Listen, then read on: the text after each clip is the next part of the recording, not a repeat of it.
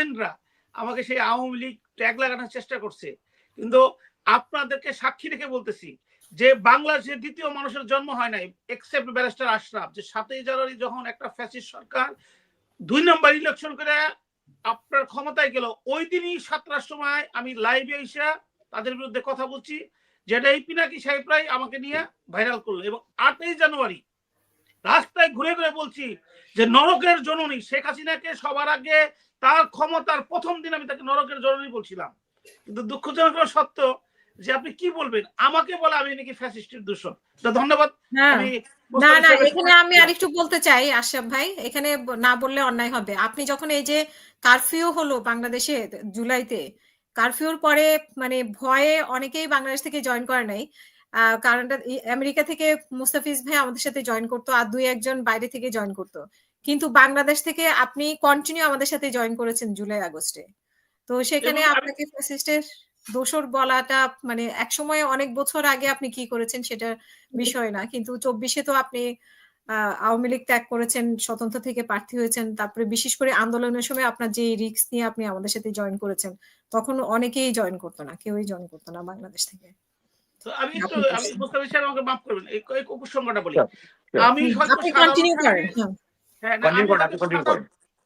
আমি হয়তো সাধারণ ফ্যামিলির একটা ছেলে বিদায় আমাদের জিনিসগুলো মিডিয়াতে আসে না। আমি আওয়ামী লীগ করতাম, মনে প্রাণে আওয়ামী লীগ করতাম। আমি যুক্তরাজ্য আওয়ামী লীগের এই এক্সিকিউটিভ মেম্বার ছিলাম, সেন্ট্রাল মেম্বার ছিলাম, কিন্তু কখনোই কোনোভাবেই আমি অন্যায়কে প্রশ্রয় দিলেই সমর্থন করি নাই। সেটা এই 18 না, আপনি 14-তে যান, এই মানিক, এই কলাপাতা মানিক আমাকে 14 সালে এয়ারপোর্ট থেকে জেলে ঢুকাইছে।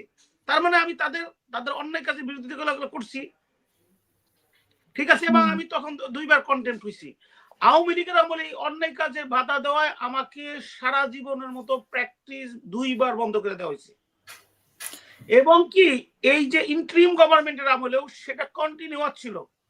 ইন্টারিম গভর্নমেন্টও আমাকে 22শে আগস্ট এই আমলে আমাকে, এই যে আপনারা সবাই জানেন যে আমাকে মেরে ফেলার জন্য আমার চেম্বারের মধ্যে আঘাত করা হয়েছে, গলার মধ্যে কূপ দেওয়া কাটা হয়েছে, মুখে কাটা হয়েছে, জেলে রাখা হয়েছে। এবং সব আমলেই এখন বলি আলহামদুলিল্লাহ জেল কেটেছি। সেটা আমি কখনোই কারোর সাথে মিথ্যা কথা বলি নাই, কখনো মিথ্যা কথা বলার চেষ্টা করি না। এখনো যে নির্বাচন করছি।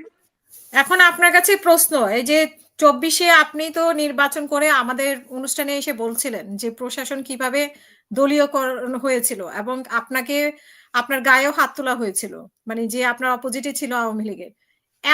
এখনকার নির্বাচনের জন্য আপনি কি বলবেন? এখন কি আপনি দেখতে পাচ্ছেন যে প্রশাসন আছে, নিরপেক্ষ আছে?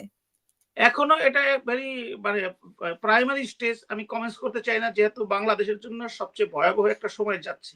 এখানে যদি একটা ইলেকশন না হয়, এই ভয়াবহতা আপনার এত বড় আকার ধারণ করবে যেখানে আমরা কেউ নিরাপদ না। তো আমি শুধু আপনাদেরকে একটা অ্যাসিওর করি যে আমি 2018-তেও স্বতন্ত্র ইলেকশন করেছিলাম।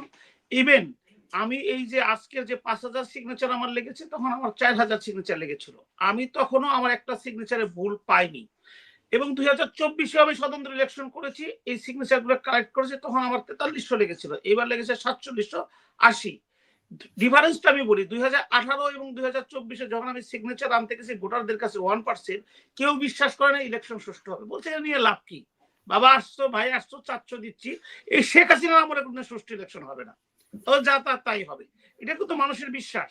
এটা আপনার মাধ্যমে বলতে চাই, এবং কি যারা ইন্টারিম গভর্নমেন্ট আছে তাদেরকেও বলতে চাই যে মানুষের আশ্বাস কোথায়। এই বছর যে আমি বাড়ি বাড়ি গিয়েছি, সিগনেচার নিয়েছি, প্রত্যেকটা লোকের ভিতরে একটা আশা আকাঙ্ক্ষা আছে যে না, এইবার সুষ্ঠু ইলেকশন হবে। এই বিশ্বাসটা কিন্তু ইন্টারিম গভর্নমেন্টের মধ্যে 100-এ 100 আছে। কেউ যদি এটাকে বলে, আমি বলবো সেই ফ্যাসিস্টের দোষর। কি হবে জানি না, কিন্তু মানুষের বিশ্বাস আছে। আমি একদম আমার চেয়ে রিমোট লেভেলে কেউ কাজ করে না।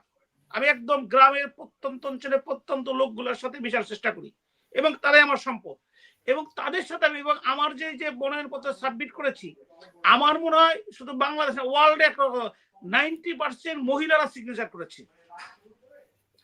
আর 10% মানে এই 5000 সিগনেচার আমি কালেক্ট করেছি, হচ্ছে 1000 পুরুষ আর 4000 মহিলা।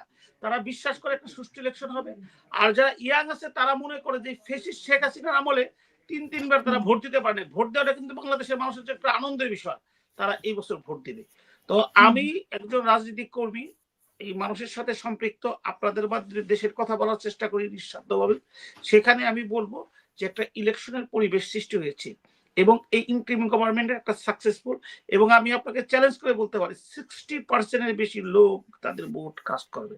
কিন্তু কোনো ক্রমে যদি প্রশাসন ওই শেখ হাসিনার পদাঙ্ক ফলো করা স্বাভাবিক, কিন্তু এটাও বলি, কারণ ওই ডিসি সাহেব রিটার্নিং অফিসার যারা ফ্যাসিস্ট আমলে ছিল, ওই এসপি সাহেব যারা ইলেকশন কন্ট্রোল করতেন, ইলেকশন আগে রাত্রে কোটি কোটি টাকা প্রার্থীর কাছ থেকে নিতেন, ওই ওসি সাহেব, ওই ইউনো সাহেবরা, তাদের কারো কিন্তু শাস্তি হয়নি, তাদের কারো কিন্তু আইনের মোকাবেলা, যেটার জন্য আমি আজকে নির্বাচন কমিশনের কথা বলবেন, আমি তাদের বিরুদ্ধে রিট করছিলাম, তাদের কেন দেশদ্রোহিতে মামলা হবে না, যে 7 খ আর্টিকেল থেকে ক বাতিল করা হলো, সেখানে বলা আছে কোনো ক্রমে যদি বাংলাদেশের মানুষের ট্রাস্ট বিশ্বাসকে অন্যভাবে প্রবাহিত করা হয় তারা দেশদ্রোহী হবে।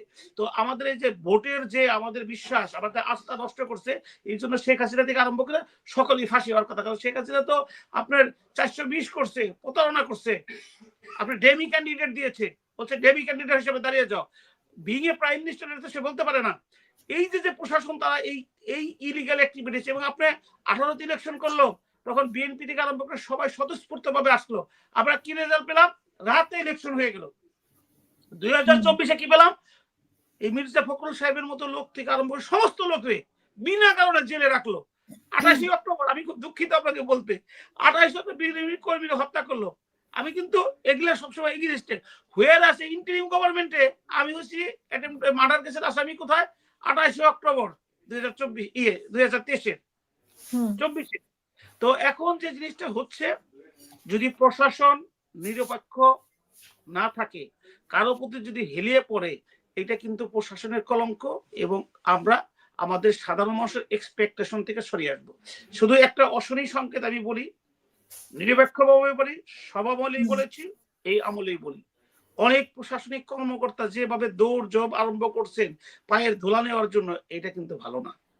জনগণ একটা দলকে ভোট দিবে, তার দল ডিসাইড করবে who will be prime minister.